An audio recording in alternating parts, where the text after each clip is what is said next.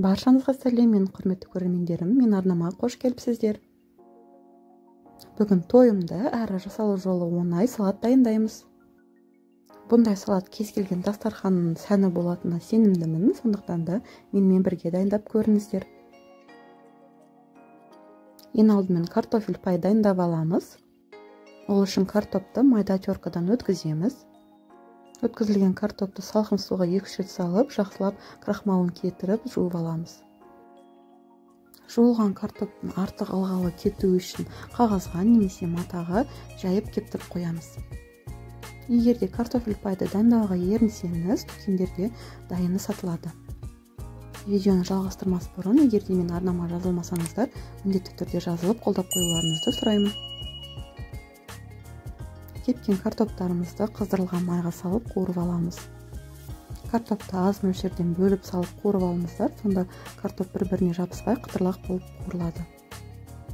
Дайын болған картопымыздың артық майын кетіру үшін қағаз салфеткаға жайып қойыңыздар.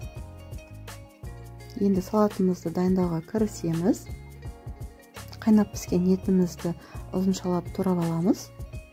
Сондай-ақ қара еттің орнына тауық етін немесе колбаса турап қоссаңыздар да салат дәмді болып шығады деп ойлаймын. Ары қарай қиярды да ұзыншалап турап қосамыз. Сипаттамада көрсетілген мөлшерде бізде 2 тарелка салат шығады. Егерде сіздерге көптеу керек болса, мөлшерін ұлғайтып қосасыздар. Қайнатылған жұмыртқаны да ортасынан бөліп ұзыншалап турап қосамыз.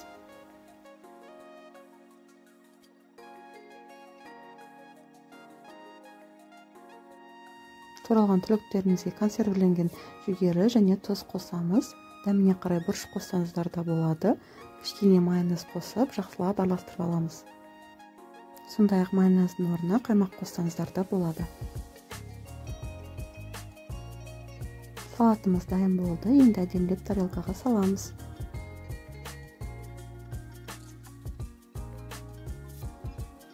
Салаттың бетіне дайындап қойған картофель пайымызды салып шығамыз. Осымен дастарханға ұсына берсеңіздер болады. Видео ұнаса лайк басып, комментарий қалдырып кетіңіздер. Астарыңыз дәмді болсын.